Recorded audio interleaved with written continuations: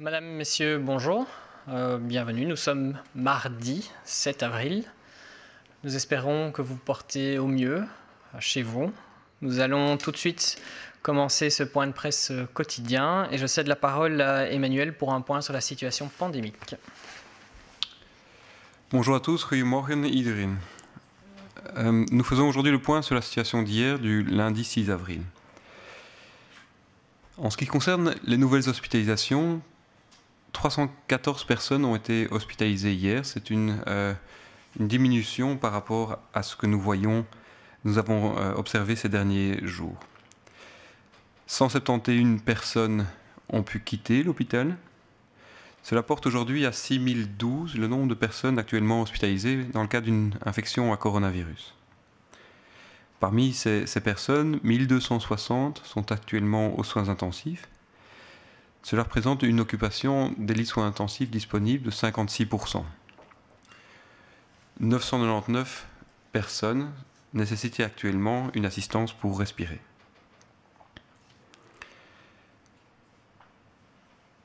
Durant les 24 dernières heures, 162 personnes sont décédées.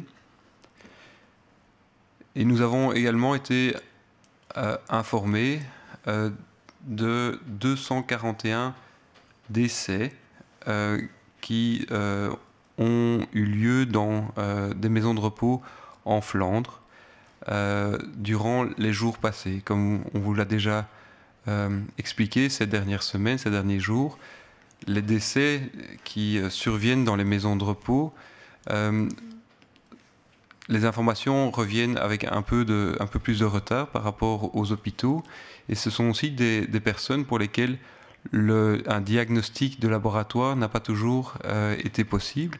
Et donc c'est ce qu'on appelle en termes épidémiologiques des patients suspects, des décès qu'on suspecte être liés au coronavirus. Parmi ces personnes qui sont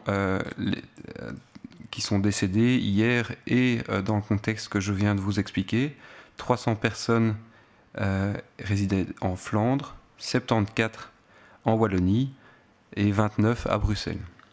Cela porte aujourd'hui à 2035 personnes, le nombre de personnes décédées dans le contexte de cette épidémie, et ce chiffre représente à la fois les cas confirmés, notamment en milieu hospitalier, et c'est donc ce type d'indicateurs qui sont suivis plutôt au niveau international. Mais nous, en Belgique, nous prenons en considération ces cas confirmés et les personnes décédées en dehors du système hospitalier. En ce qui concerne les nouveaux diagnostics, hier, 1381 personnes ont eu un test positif pour coronavirus. Parmi celles-ci, 587 étaient en Flandre, 734 en Wallonie, 62 à Bruxelles. Cela porte à 22 194 le nombre de personnes en Belgique qui ont eu un diagnostic confirmé par un test de laboratoire. Depuis le début de l'épidémie, nous avons réalisé en Belgique 80 512 tests de laboratoire. Nous voudrions faire un point par rapport aux capacités de testing, donc la capacité à faire des tests diagnostiques en Belgique, car nous savons que c'est une question qui revient régulièrement. Donc, ces dernières semaines, la capacité à réaliser des tests de laboratoire en Belgique a très fortement augmenté, et ceci grâce notamment à des plateformes qui ont été développées dans les laboratoires universitaires, mais aussi maintenant grâce à un effort conjoint entre notamment les firmes pharmaceutiques, des entreprises de biotechnologie et des universités. Nous sommes donc aujourd'hui passés en Belgique à une capacité fortement augmentée de réaliser des tests de laboratoire, et d'autre part, les critères que nous utilisons jusqu'à présent et qui sont amenés à évoluer, qui portent en priorité les personnes qui sont gravement malades, eh bien, ces personnes gravement malades, comme vous l'avez vu, diminuent en nombre. Donc, ce qui fait que ces critères, quelque part, doivent être élargis, et nous avons de la place maintenant pour élargir les critères. Nous attendons donc l'avis des collèges d'experts sur qui en priorité pourra bénéficier de ces capacités élargies. Et c'est notamment dans ce cadre-là que nous initions tout un effort au niveau des maisons de repos. Voilà pour aujourd'hui. Goedemorgen iedereen, bonjour tout le monde. Het is tijd voor de cijfers. De afgelopen 24 uur zijn er 314 nieuwe patiënten opgenomen in onze ziekenhuizen. Dat is een verdere daling van het aantal nieuwe opnames in vergelijking met de vorige dagen. 171 patiënten hebben het ziekenhuis mogen verlaten. En dat brengt het totaal aantal patiënten die nu in onze ziekenhuizen liggen op 6012. Daarvan liggen er 1260 op intensieve zorgen. Dat is een stijging met 3. Er zijn op dit ogenblik is de bezettingsgraad van de intensieve zorgenbedden ongeveer 56%. Er zijn nog meer dan 1000 intensieve zorgenbedden vrij. 999 patiënten worden beademd en dat is een stijging van 15 patiënten. De afgelopen 24 uur werden er bijkomend 162 overlijdens gerapporteerd. Maar daarbovenop werden er ook nog eens 241 overlijdens gerapporteerd die de periode daarvoor hebben plaatsgevonden, tussen 1 en 4 april, in Vlaamse woonzorgcentra. Zoals reeds eerder gezegd, zit er soms een vertraging op de rapportage. Zeker de overlijdens die buiten de hospitalen plaatsvinden, die komen met wat vertraging binnen. En dat brengt het totaal aantal overlijdens op 2035 op dit ogenblik. Betreft de overlijdens in de woonzorgcentra, dit gaat meestal om mensen van heel hoge leeftijd, 85 of ouder, met heel wat onderliggende aandoeningen. Soms is het bevestigd dat zij een infectie hadden met het coronavirus. Soms is dat gebaseerd op een sterk vermoeden. Dus onze cijfers bevatten zowel de bevestigde gevallen als de vermoedelijke gevallen van coronavirusinfectie. De afgelopen 24 uur werden er 1380 nieuwe bevestigde gevallen gerapporteerd. Dit zijn mensen die dus een positieve labotest hebben ondergaan, waarvan 587 in Vlaanderen, 734 in Wallonië en 62 in Brussel. Dat brengt het totaal aantal bevestigde gevallen in België op 22.194. In totaal hebben we tot nu toe 80.512 testen gedaan. Het is belangrijk om te zeggen dat de testcapaciteit in België de laatste dagen enorm is verhoogd door een samenwerking tussen klinische laboratoria samen met de industrie, onderzoekslaboratoria en anderen. En dat we nu bezig zijn met het verruimen van de testcriteria, te beslissen in hoeverre bijkomend mensen kunnen getest worden bovenop de mensen die we nu al testen. En dit zal in de nabije toekomst gebeuren. Dank u.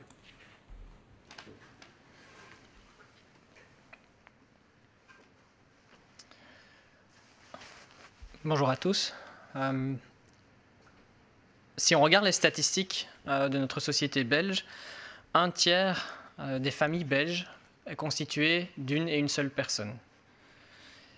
On parle ici d'à peu près 1,7 million de personnes, de toutes les tranches d'âge confondues, des jeunes aux moins jeunes, mais surtout les personnes plus âgées.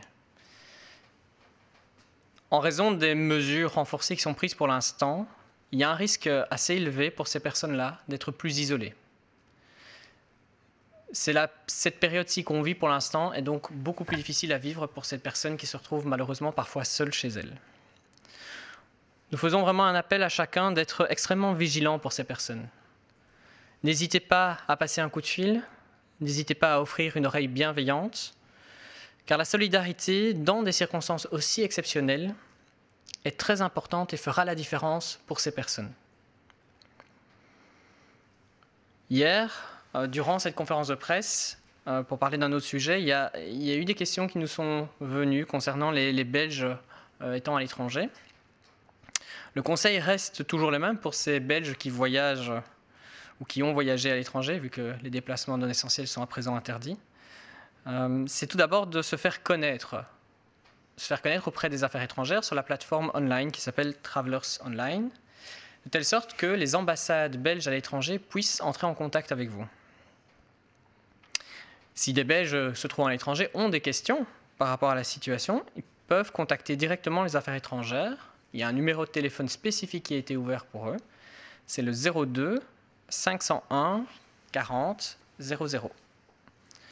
Ou bien, vous êtes invité également à prendre contact directement avec les affaires étrangères via leur page Facebook diplomatie.belgium. Là où c'est possible et nécessaire, le gouvernement belge rapatriera ses compatriotes. Ces rapatriements ont déjà eu lieu. Ils sont coordonnés par les affaires étrangères, les postes diplomatiques à l'étranger, mais également en collaboration avec des partenaires européens. À l'heure actuelle, il y a un peu plus de 5000 compatriotes qui ont été rapatriés. C'est la plus grande action de rapatriement que n'ait jamais organisée une autorité belge en l'occurrence. Les chiffres que nous voyons malheureusement encore aujourd'hui sur cette pandémie restent très élevés. Et chaque jour, malheureusement, nous devons déplorer des patients hospitalisés ou des personnes décédées. On souhaite aujourd'hui encore tous exprimer notre soutien pour ces familles et ces proches qui vivent ces moments difficiles dans des circonstances très exceptionnelles. Après plus de 3 semaines, nous voyons néanmoins qu'il y a une certaine tendance positive, même s'il faut être prudent dans ces chiffres. Le nombre de prises en charge dans les hôpitaux est encourageant, diminue. Cela doit nous donner à tous la force de continuer. Nous avons encore du chemin à parcourir, mais nous allons le faire ensemble. Et donc on souhaite vous remercier tous, chacun, pour ces efforts que vous faites maintenant, pour le soutien que vous apportez aux proches, pour cette bienveillance que vous avez l'un envers l'autre.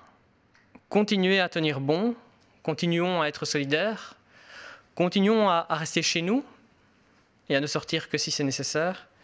Et surtout, veillons sur nous, veillons l'un envers l'autre, veillons sur nos proches. Merci.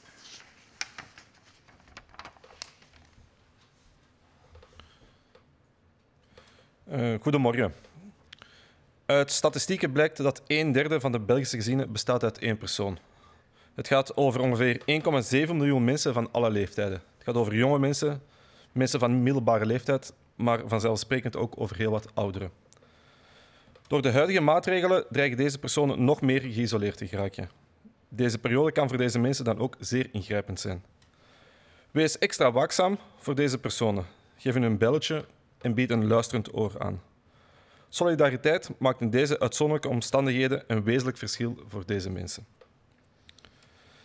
Gisteren werd er tijdens deze persconferentie een vraag gesteld over de Belgen in het buitenland. De raad blijft nog steeds hetzelfde. Belgische reizigers in het buitenland kunnen zich registreren op het platform Travelers Online. Zodoende kan de ambassade met hun contact blijven opnemen. Belgen in het buitenland met vragen kunnen ook rechtstreeks contact opnemen met het informatienummer van Buitenlandse Zaken. Dat is het nummer 02 511 4000.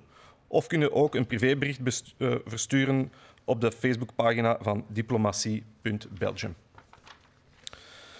Waar mogelijk en noodzakelijk zal de Belgische regering België repatriëren. Deze repatriëringen worden gecoördineerd door Buitenlandse Zaken, de diplomatieke posten in het buitenland en de Europese partners. Momenteel zijn er al meer dan 5000 landgenoten gerepatrieerd. Dit is de grootste repatriëringsactie ooit van de Belgische overheid. De cijfers over deze pandemie blijven jammer genoeg zeer hoog. Dagelijks zijn er vele slachtoffers te betreuren. We betuigen ons medeleven aan al de getroffen families en vrienden. Na meer dan 3 weken zien we voor het eerst wel een zeer voorzichtige positieve tendens in de cijfers. De daling van het aantal ziekenhuisopnames is bemoedigend. Dit moet iedereen de kracht geven om dit vol te houden. We zijn er nog lang niet, maar we zijn met z'n allen wel op de goede weg. We bedanken iedereen uitdrukkelijk die de afgelopen weken, dagen de maatregelen strikt heeft blijven naleven. Blijf dit vooral volhouden. Blijf solidair, blijf in je kot, blijf zorgen voor jezelf en voor elkaar. Dank u wel. Dan kunnen we nu overgaan naar de vragen die gesteld zijn door de journalisten.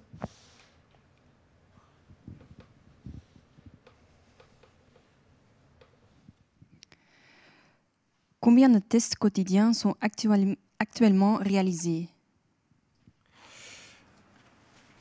Donc,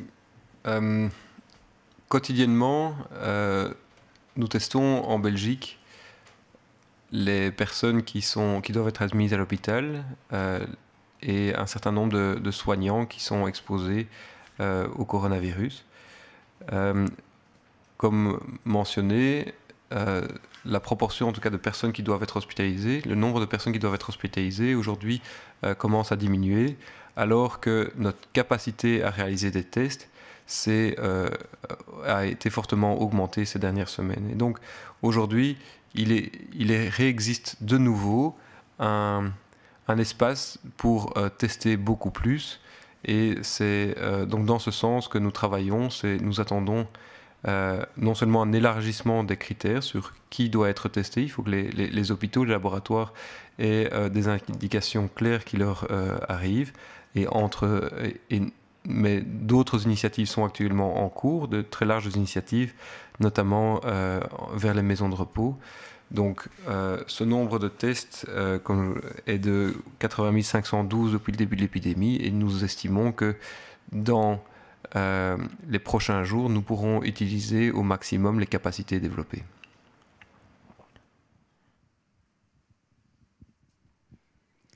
Hoeveel tests worden op dit moment dagelijks uitgevoerd? Wel, momenteel is het aantal dagelijkse tests nog niet heel erg gestegen, ondanks het feit dat we veel meer capaciteit hebben in de laboratoria. We zien dat het aantal verdachte gevallen die getest moet worden daalt. Het gaat hier dan om de ernstig zieke personen die in het hospitaal terechtkomen. Het is belangrijk dat er de komende dagen snel werk wordt gemaakt van het uitbreiden van de testcriteria, zodat meer mensen kunnen getest worden, ook met mildere symptomen bijvoorbeeld. De riskmanagementgroep is hiermee bezig en op basis daarvan zal het aantal testen kunnen verhoogd worden. Puur labotechnisch is dit mogelijk. Het is nog even wachten op de aanpassing van die criteria. Zullen personeel en bewoners van alle rust- en verzorgingstehuizen worden getest? En indien ja, vanaf wanneer dan? Dat is zeker de bedoeling op termijn. Op dit ogenblik zitten we in een pilootfase. Er zijn een 20.000-tal testen reeds voorzien voor de woonzorgcentra. Dat is onvoldoende om iedereen te testen. Die worden nu selectief ingezet in een bepaalde woonzorgcentra waar er uitbraken zijn en een aantal andere woonzorgcentra. Het is de bedoeling op die termijn verder uitrollen, zodat er meer systematisch kan gescreend worden bij het personeel en bij bewoners met symptomen of lichte symptomen. Het is dus de bedoeling om dit zeer breed te gaan inzetten, maar dat is een geleidelijk proces. Ik kan daar niet meteen een datum op plakken wanneer dat volledig operationeel zal zijn. Dit zal geleidelijk aan uitgebouwd worden, maar we zijn daar nu mee begonnen.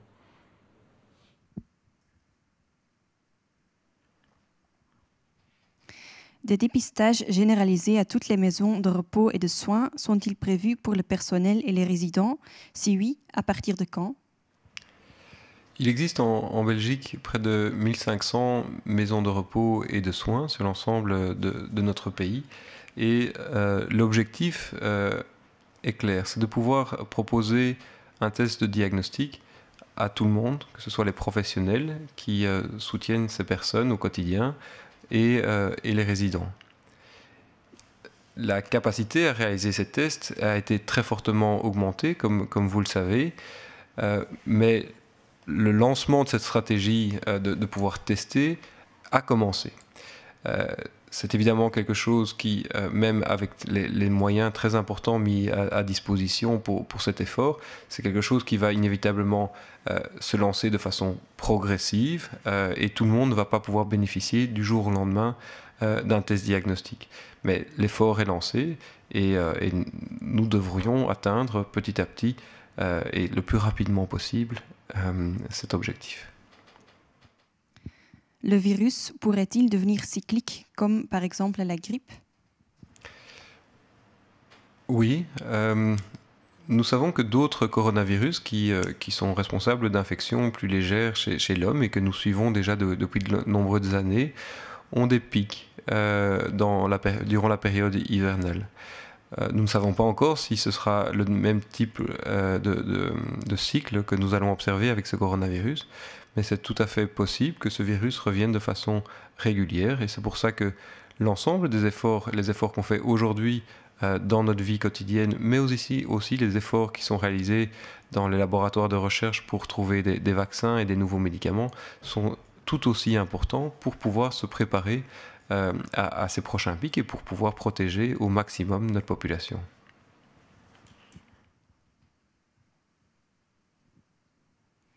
Kan dit virus cyclisch worden, zoals bijvoorbeeld de griep? Ik denk dat de kans vrij groot is dat dit een virus gaat worden dat elk seizoen gaat terugkeren.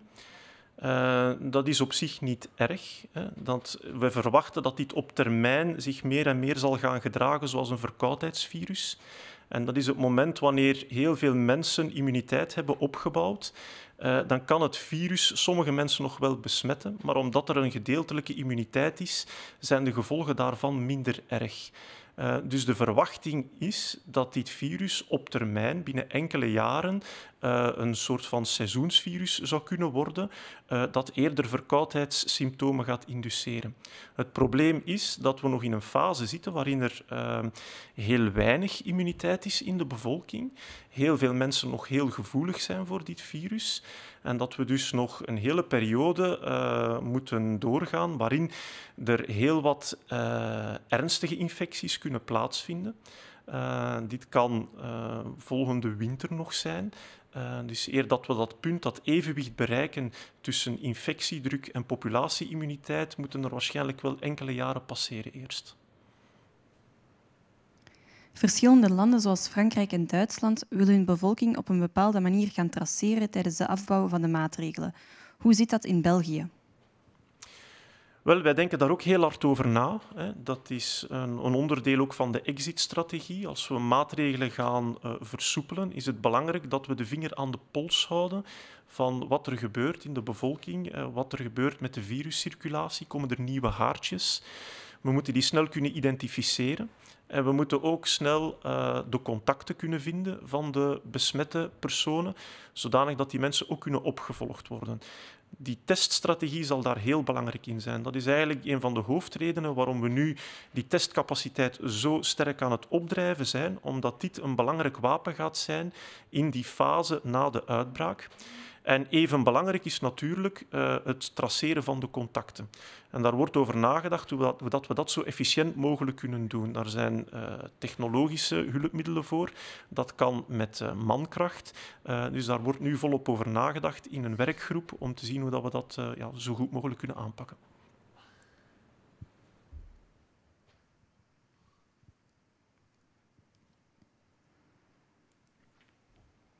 Plusieurs pays, comme la France et l'Allemagne, feront appel au tracking de la population pour le déconfinement.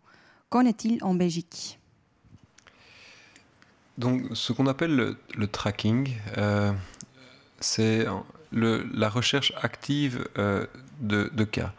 C'est-à-dire que quand nous allons pouvoir mieux contrôler cette épidémie, aller encore plus loin dans les phases nécessaires pour gérer cette épidémie, eh bien, il est certain que nous devons pouvoir dépister le plus rapidement possible les personnes qui sont malades, mais non seulement ces personnes-là, aussi aller s'en guérir de la situation dans l'entourage proche de ces personnes.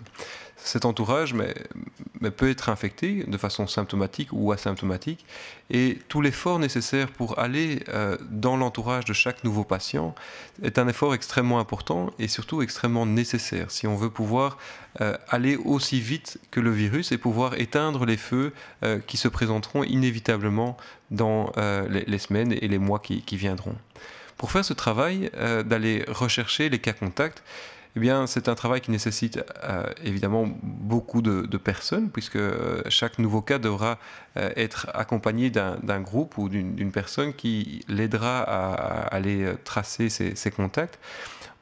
On peut évidemment penser à des outils digitaux comme des applications, et donc un certain nombre d'applications sont aujourd'hui développées en Belgique et ailleurs et sont activement étudiées dans le cadre de la stratégie de sortie. Mais donc c'est une approche intégrée qu'il faudra évidemment développer. Nous pensons qu'elle est nécessaire. Il faut bien entendu que les outils mis à disposition et la capacité en termes de ressources humaines soient également présentes pour que nous puissions lancer cette activité qui devra accompagner la stratégie de sortie. Avons-nous désormais une idée de quand le pic hospitalier sera atteint? Bien, nous pensons qu'au vu des chiffres et de l'évolution de ces derniers jours, que nous sommes arrivés à un plateau. Ce plateau, si nous maintenons les efforts au niveau de la communauté en termes de limitation de la transmission, devrait pouvoir être maintenu et nous le pensons pourrait aussi se transformer en une diminution progressive. Ce plateau, si nous relâchons les efforts maintenant, eh bien nous savons que ce qui nous attend, c'est une augmentation à nouveau.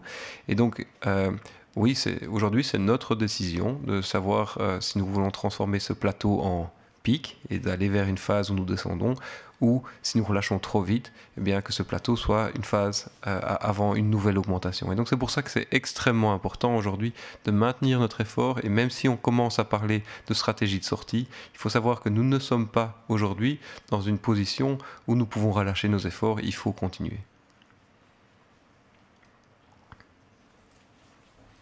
Weten we wanneer een piek zal zijn in het aantal hospitalisaties? Wel, we moeten een onderscheid maken tussen twee getallen. Enerzijds is het aantal nieuwe patiënten die elke dag opgenomen wordt in onze ziekenhuizen. En daarvan zien we dat er al een aantal dagen een stabilisatie is, misschien zelfs een daling van het aantal nieuwe opnames. Dus mogelijk beginnen we daar al iets te zien wat op een piek lijkt. Er is ook een tweede getal, dat is het totaal aantal mensen die op dit ogenblik in de ziekenhuizen verblijven met COVID-19. Dat getal stijgt nog licht door. Dat komt omdat, ondanks de daling van het aantal nieuwe opnames, de mensen die in het hospitaal liggen daar meestal meerdere weken verblijven. Dus het duurt even vooraleer daar zich ook nog een daling kan manifesteren. We verwachten dat dat mogelijk toch een van de komende dagen of weken zal inzetten, maar het is moeilijk om dat exact te voorspellen. Er zijn een aantal gevallen bekend waarbij mensen dieren hebben geïnfecteerd, bijvoorbeeld een kat of een tijger. Weten we of besmetting in de omgekeerde richting ook kan gebeuren? Besmetting van dier op mens is tot nu toe nog niet beschreven. Het is duidelijk dat dieren meer schrik moeten hebben van mensen dan mensen van dieren, voor wat betreft dit virus. We denken dat het ook niet zo'n grote rol speelt in de verspreiding van dit virus. Er zijn vooral gevallen beschreven in de tussentijd bij katten. Honden zouden minder gevoelig zijn. Maar het is bijna altijd zo dat de kat het slachtoffer was van de infectie bij de mens. In omgekeerde richting is het eigenlijk nog niet beschreven.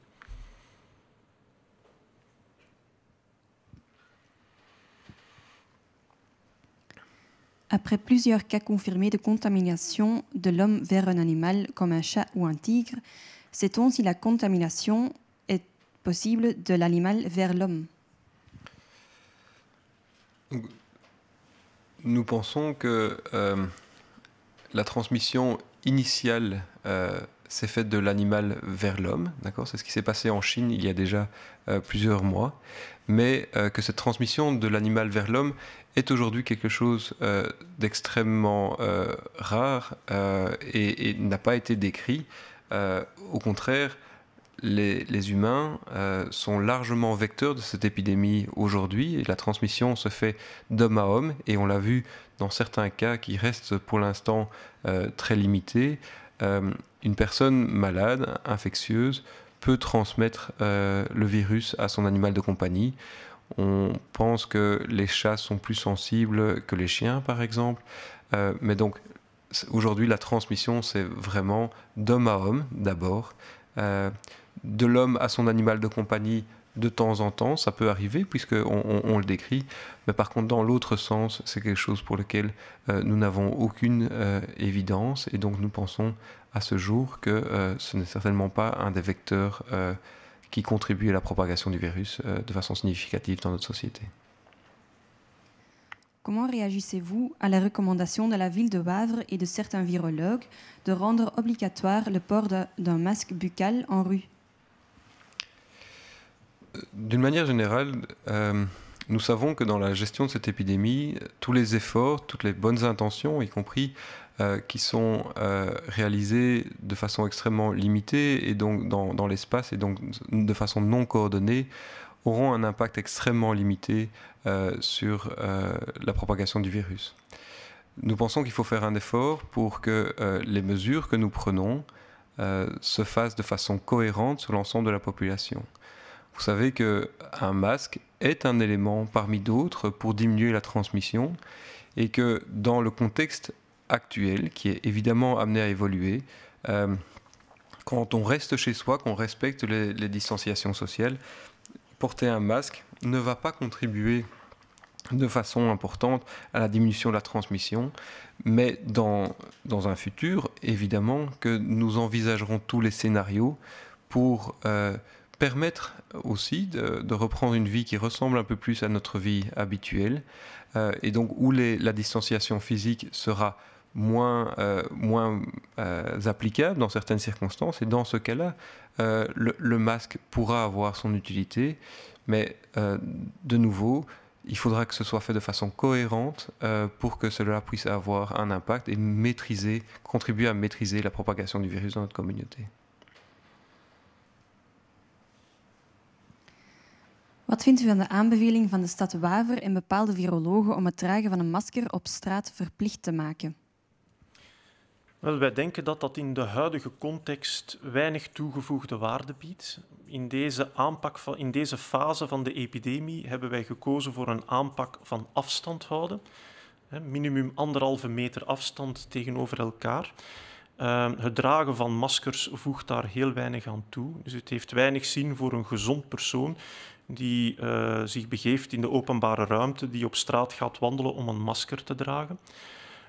Naar de toekomst toe is het mogelijk dat wanneer er terug meer intens contact tussen mensen is en voor specifieke beroepen of activiteiten, kan dat overwogen worden om te zien of dat een nuttige aanvullende strategie is. Maar op dit moment heeft dat echt heel weinig zin. En het heeft nog veel minder zin om zoiets op gemeentelijk niveau te beslissen. Als dat dan ook niet gevolgd wordt in andere delen van het grondgebied, is dat eigenlijk weinig waardevol. Er is een en ander te doen over de versoepelde maatregelen van gisteren.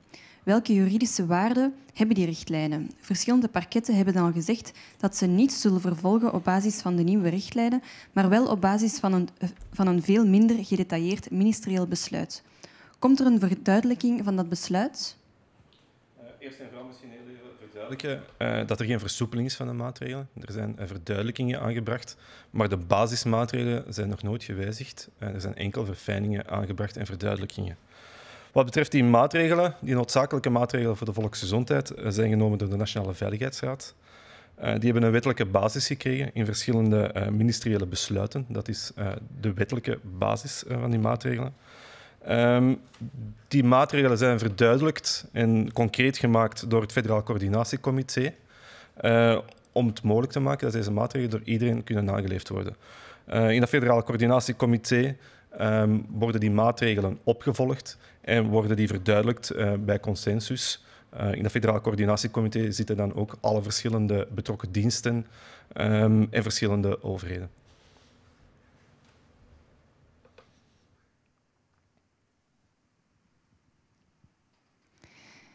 Il y a une discussion concernant les mesures annoncées hier. Quelle en est la valeur juridique? Plusieurs parquets ont déjà annoncé de poursuivre les infractions sur base de l'arrêté ministériel qui est moins détaillé que les lignes directrices de hier. L'arrêté sera-t-il clarifié? Alors une précision par rapport à ce qui a été communiqué hier, les mesures n'ont pas changé, on a juste davantage expliqué les mesures. En termes de décisions, les décisions ont été prises tout d'abord par le Conseil national de sécurité, donc autour de la Première ministre avec notamment les ministres-présidents des régions et des communautés. Ces décisions politiques ont été traduites dans des textes légaux, des arrêtés ministériels, notamment un arrêté ministériel du ministre de l'Intérieur précisant ces mesures renforcées. C'est vrai que c'est cet arrêté ministériel et ceux qui ont suivi qui sont les bases juridiques, les bases de force de loi pour l'application des mesures renforcées. Mais c'est vrai aussi que suite à ces grandes décisions politiques, il y a eu énormément de questions, puisque une telle pandémie touche toute notre vie socio-économique, et touche chacun d'entre nous. Et les autorités ont voulu apporter un maximum de réponses. On ne peut pas répondre à tout, malheureusement, mais on essaie en tout cas de guider au mieux, d'accompagner chacun dans cette situation. Et donc c'est le Comité fédéral de coordination, c'est un organe dans notre gestion de crise en Belgique qui réunit l'ensemble des autorités politiques et administratives, des régions, des communautés et du fédéral, qui ensemble ont parcouru toutes ces questions, qui remontent notamment des bourgmestres, des gouverneurs ou de la population via les médias sociaux ou le call center, et on a essayé ensemble d'apporter un maximum de réponses. Donc le document qui a été diffusé hier, et l'ensemble des réponses, c'est des précisions, des exemples concrets pour pouvoir guider au mieux chacun pour respecter les mesures qui ont été décidées dans l'arrêté ministériel. Merci pour ces nombreuses questions. On se retrouve demain même heure, 11h, pour continuer à vous informer et vous accompagner. Le message pour aujourd'hui est assez clair. Tenons bon, soyons solidaires. Blijf dus volhouden en blijf solidair. Dank u wel.